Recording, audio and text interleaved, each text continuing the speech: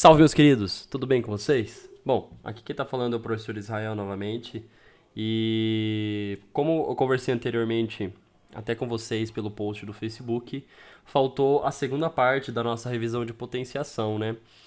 Como faltou somente a segunda parte, eu decidi lançar a aula completa de revisão de potenciação aqui no nosso canal. Então, se você tiver com alguma dúvida, alguma coisa, seja da matemática, até mesmo na física mesmo, eu vou ver com os outros professores da gente criar uma playlist somente com temas relacionados à revisão, né? Às vezes, assim, um tema da matemática que vocês tenham dúvidas e que às vezes o professor da matemática está seguindo e às vezes já até trabalhou com vocês, enfim, a gente também dá mais uma focada para vocês. E como eu já tinha conversado com vocês durante nossas aulas, a potenciação ela é uma das coisas fundamentais para a gente começar a trabalhar, porque ela é uma ferramenta muito chave para facilitar e deixar mais estruturada a nossa base, deixá-la bem mais forte e melhor ainda para resolver os nossos exercícios, ainda mais quando a gente for utilizar a notação científica, que é um termo também que a gente vai trabalhar mais para frente, porque outros professores, assim como o professor da frente 2, professor da frente 3, também utilizam bastante a notação científica para a gente poder trabalhar, tá bom? Então, para quem já tem o material aí no caderno, vocês podem acompanhar novamente a aula, né? Eu passei, se não me engano, 5 ou 6 propriedades para as duas turmas. E vou terminar as propriedades aqui, vou começar de novo falando sobre o que é potenciação. E no final, vou passar as propriedades que faltam, né? Você anota aí no seu caderninho. E como eu falei anteriormente, é bom a gente trabalhando, resolvendo alguns exercícios, né? Então eu separei 2 exercícios aqui no final da nossa aula para a gente poder resolver. Se vocês quiserem, vocês coloquem nos comentários aí, tanto do YouTube quanto do Facebook. Se quiserem que eu resolva a lista que eu mandei para vocês, eu faço um vídeo resolvendo ela também. E aí a gente consegue trabalhar de maneira mais fácil, né? Se vocês tiverem dúvidas sobre alguma base, assim, retomando alguns conceitos principais, a gente retorna e faz um outro vídeo com respeito a isso, tá bom? Então vamos lá. A revisão de potenciação, a gente vai voltar trabalhando com o nosso tema principal aqui, que o que é a potenciação, né? Lembra que eu falei para você que a potenciação é a forma de abreviar uma multiplicação de uma sequência de um determinado número Quando ele aparecer, nesse caso aqui que a gente está chamando de fatores iguais, muitas vezes dentro de uma multiplicação, a gente pode trabalhar ele como forma de potenciação, transformar ele em potência. Nesse caso aqui, o número de fatores iguais vai ser um número relacionado a essa potência aqui, tudo bem? Então, a gente vem aqui e percebe que o 2 elevado à quinta é a mesma coisa que 2 vezes 2, vezes 2, vezes 2, vezes 2, 5 vezes. Consegue perceber isso? 1, 2, 3, 4, 5. Eu tenho 5 vezes aqui o meu número 2 sendo repetido. Ou seja, o fator igual é o 2 aqui, né? O número que a gente tem aqui é o 2 e ele está sendo repetido 5 vezes. A potenciação nada mais é de uma forma da gente abreviar isso e transformar isso de uma maneira muito mais simples para a gente conseguir resolver os nossos cálculos. Tudo bem? Certinho? Essa daqui, do a elevado a n, é uma forma matemática, né, da gente escrever, porque vale para qualquer número. Vale para qualquer número que a gente estiver trabalhando aqui. Né? Então o a aqui ele pode ser qualquer número, pode ser 4, pode ser 6, pode ser 1, pode ser 7, pode ser 30. Enfim, a gente pode trabalhar com qualquer número positivo ou negativo. Tudo bem até aí? Tá? Pode ser positivo ou negativo.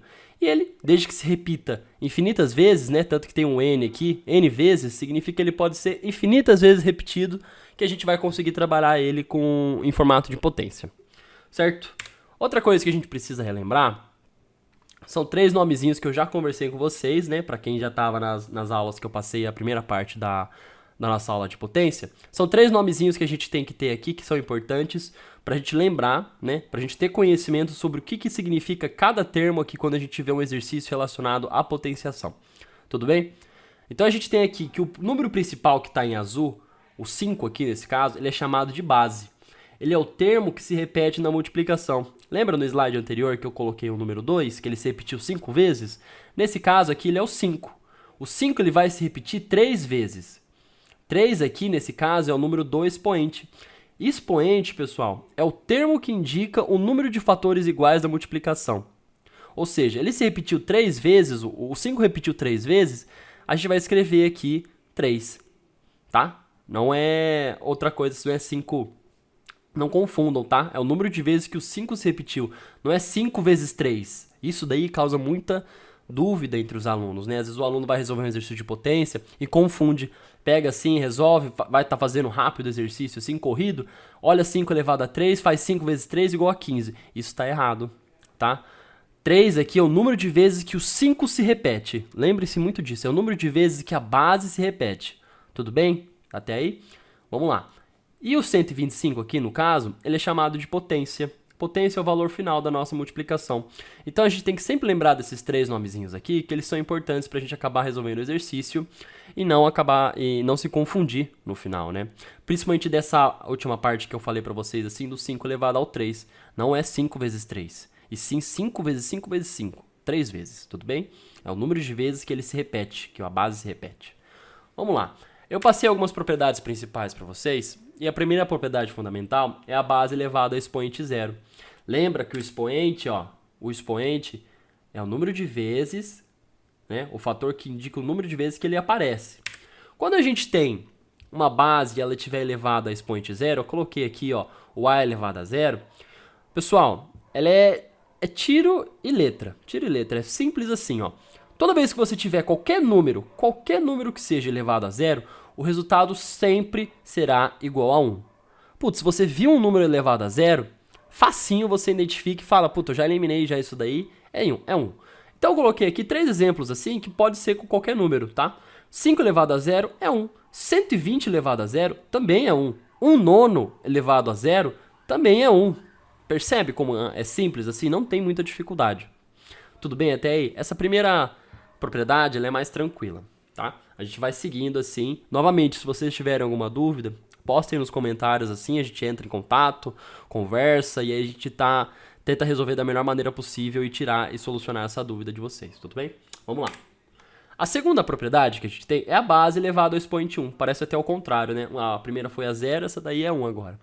Pessoal, quando uma base estiver sendo elevada a um expoente de número 1, qualquer base, qualquer número que seja, se for elevado a expoente 1, o resultado sempre será a própria base. Sempre será a própria base. Tudo bem? Da mesma forma do resultado da propriedade anterior, eu coloquei 3 exemplos aqui para vocês. 5 elevado a 1 é 5. 370 elevado a 1 também é 370. 1 sobre 32 elevado a 1 também é 1 sobre 32. É muito convencional, pessoal, uma dica aí que eu vou falar para vocês. Na matemática, quando você não possui nenhum símbolo, né, nada que, por exemplo, 1 sobre 32. Se não possui nada aparecendo aqui, quer dizer que esse número está sempre elevado a 1. Tenha em mente isso. Por que está sempre elevado a 1? Nas propriedades seguintes eu vou explicar o porquê, né? Que também dá para você comprovar o número de termos iguais que faz a soma, né? Por que aquele 5 elevado a 3 dá 125. A gente vai explicar mais pra frente por que fica 3, né? Não só pelo número de fatores iguais, mas também por uma propriedade. Quando a gente coloca qualquer número aqui elevado a 1, ela é sempre o resultado da base. Então você concorda comigo que é indiferente eu colocar ou não o número? O expoente aqui, no caso, aqui em cima do 1 sobre 32? Porque 1 sobre 32 é 1. 1 sobre 32 também vai continuar sendo 1 sobre 32. Agora, é importante a gente colocar números acima de 2. Acima de 1, na verdade. E abaixo de 1 também, porque o 0 volta a ser 1.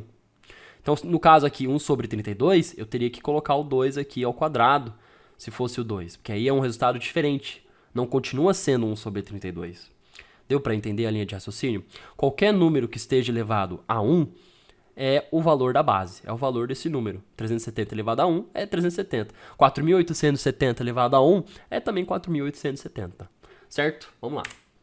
A terceira base, a terceira propriedade, ela é importante porque te ajuda a resolver muitos exercícios.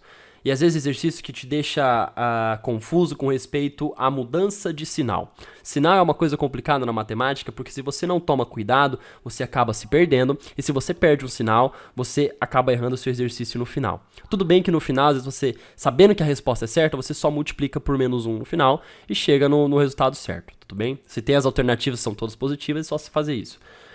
A terceira propriedade, pessoal, é a base elevada a expoente par. Quando a gente tem uma base elevada ao expoente par, o resultado sempre será positivo. Tudo bem? Eu coloquei aqui, o a ao quadrado vai ser mais a ao quadrado, porque sempre vai ser par. Eu coloquei aqui, 3 à quarta. Por que a quarta, pessoal? Olha o número de vezes que o 3 se repete aqui, ó. 1, 2, 3, 4. 4 vezes. Então, 3 vezes 3 vezes 3 vezes 3 é mais 81. Porque 3 vezes 3 é 9, 9 vezes 3 é 27, 27 vezes 3 é 81. Então, a gente tem que é mais 81. E a propriedade vale não é só porque o número é positivo aqui. Se for negativo, também vai valer. Porque o expoente aqui, ó, lembra o expoente aqui em cima. Base é esse daqui, ó. Base é o A, o expoente é o 2. Base é o 3, expoente é o 4. Lembra disso. 81 é a potência nossa, o resultado. Quando a gente tem aqui, ó, uma base negativa, menos 3 elevado a 4. Vamos escrever, para a gente ficar mais fácil para a gente discutir. Menos 3 vezes menos 3, menos 3 vezes menos 3. Por que dá mais 81? Vamos lembrar daquela regrinha do passado? Vamos tentar resgatar da memória de vocês aquela propriedade assim, daquela regrinha que o seu professor de matemática falava e às vezes você até ignorava.